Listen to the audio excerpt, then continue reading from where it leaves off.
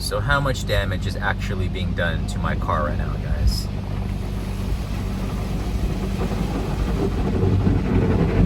I don't know, like I said, it's a convenience thing versus, you know, swirl marks and scratches. And I mean, personally, I don't really see much evidence of that. I'm sure there's something going on out there, but you know, I'd rather just have a not aggressively filthy and dirty car.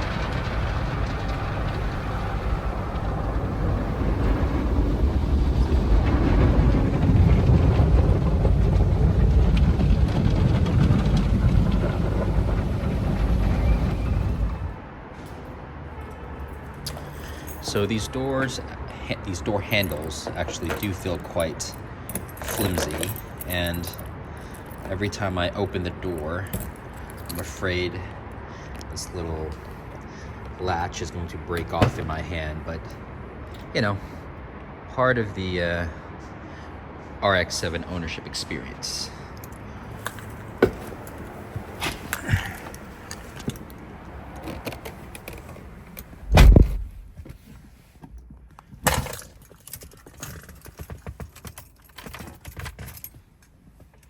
Let's see if she'll start up.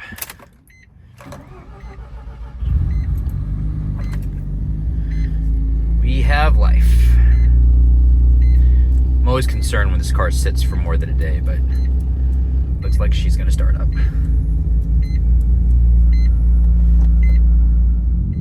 Good morning, YouTube. Hope everyone's having a great day out there. Welcome to another episode of Life of Brian. I am going to take the, my 1994 Mazda RX-7 for a quick wash, and I've mentioned this in some of my other videos, but with the exception of really like 2 or 3 of my cars, I take most of my cars through an automated car wash, touchless whatever car wash. The one I go to is called Whitewater, I believe. It used to be a Swish, but they got bought out or taken over. So there's one close to my office, so I take most of my cars there. I usually wash my cars at least once a week. At least once a week.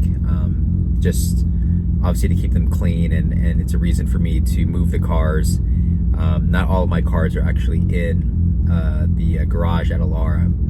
I have about eight of my cars there, but some of my cars are in another garage near my work, so I have to kind of move them myself and make sure, you know, the battery doesn't drain, and when cars sit too long there could be issues. So the ones at Alara I don't have to worry about because they start them up, they keep them on a battery tender, trickle charger, so those are good. But yeah, so in addition to keeping the cars clean, it's a good excuse to kind of run them. And for several of my cars, like the Bentley for sure comes to mind.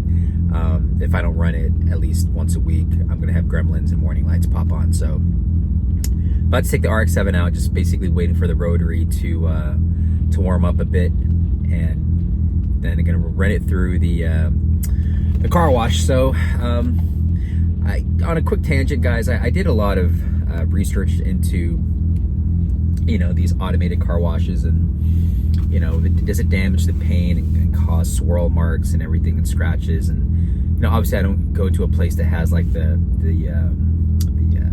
sharp, the abrasive, the bristles or whatever, or kind of like scratches and scrubs the heck out of your car, ruins your paint.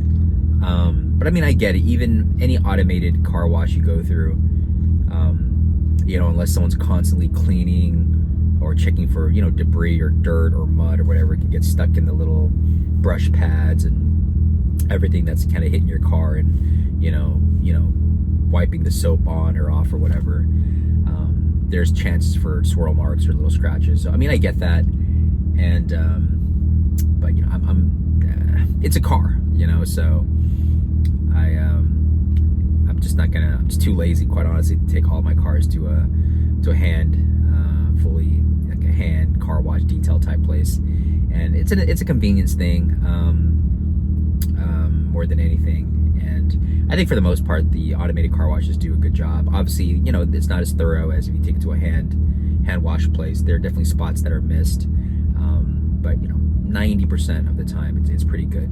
So I don't know. Let me know what you guys think about that, or if you think I'm a complete idiot for taking my cars through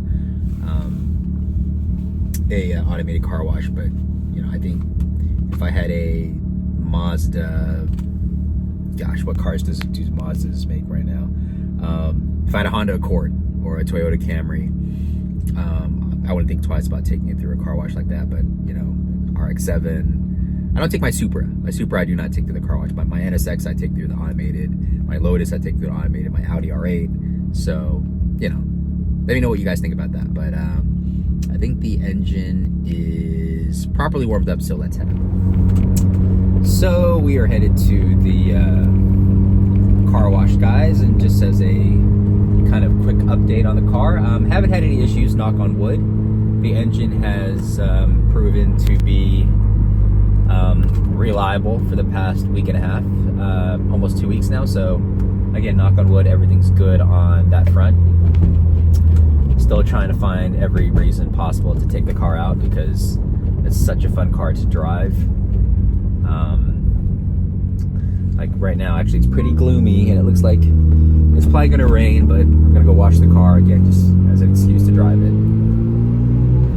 But yeah, it's no problem so far, no issues, no warning lights, no weird sounds. Nothing's fallen off the car.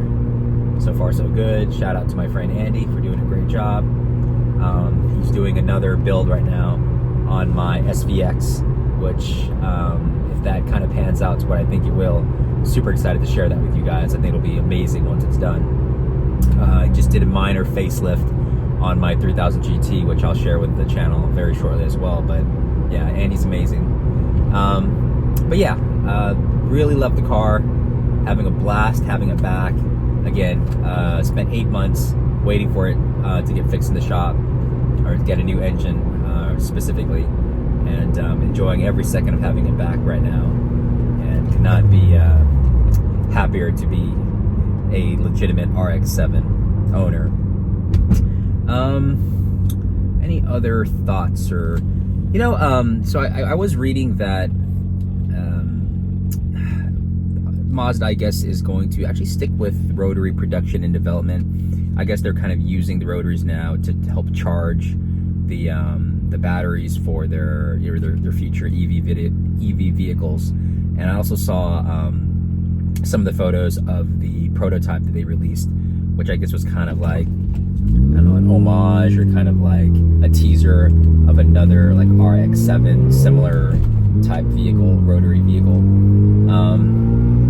I mean, it looked okay to me, but it doesn't look like they're not going to have any vehicles solely powered by rotary engines, which I mean totally makes sense, guys. Everyone's going EV.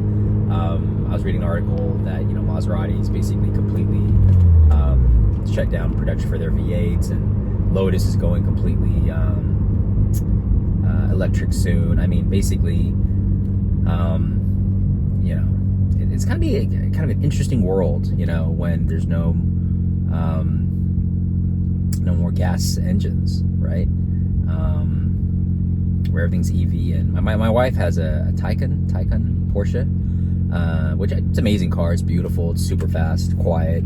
But I just like the sound of a V8, or even a V6 in some cases.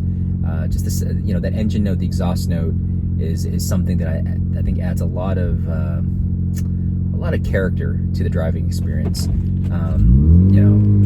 EVs are awesome, but it's just you can't hear anything, and it's just, I think it's kind of the audible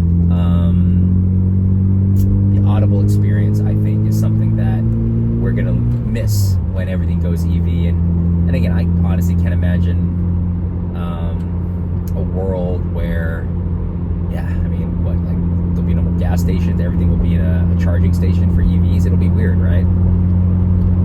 But until that happens, I'll continue, I guess, polluting the environment and driving my gas powered cars around town. But yeah, this RX-7 is exactly the opposite of a green car, if you will. burns oil, not very fuel efficient, but such a blast to drive. So I'm almost to the car wash now, guys. In fact, I'm pulling in. Just gonna take it through and get it washed, get it looking spiffy and nice, and you know, go back to work and figure out what else to do for the channel. So hope you guys like the video. Please like the video, comment below, like and subscribe. Please support the channel. Hope you guys like the content, and hope to see you guys on the next video. Take care. Bye bye.